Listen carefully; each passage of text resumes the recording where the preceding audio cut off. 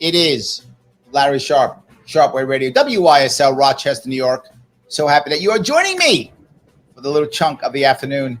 So many things we've been talking about, but heavily focusing on one idea.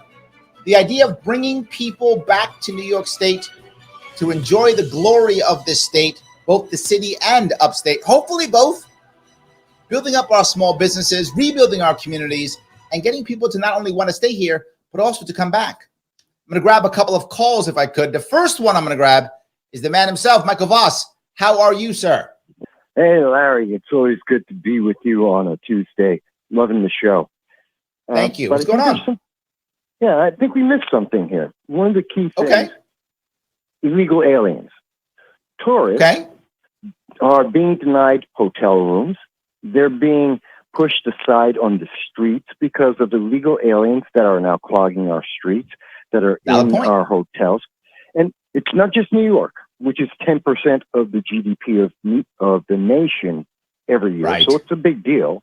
But it's happening. Remember, Eric Adams and Kathy Hochul are exporting all the illegal aliens into every other county in New York State. Right. So it's affecting everyone. So it's not just tourism in New York City, it's New York State. And who's benefiting from that? A couple of politicians and no one else. No small business is winning on that. No, let me touch a couple of things you brought on that. Number one is not only are there not enough hotel rooms for people to come, but now because the hotel people are getting a bunch of money, guaranteed money from the government, they're not trying to create a better hotel experience because the money's guaranteed.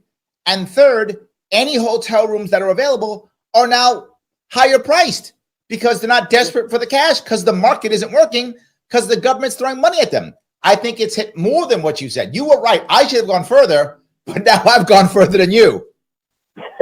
Yeah, but it's amazing that no one ever talks about it. And you know why?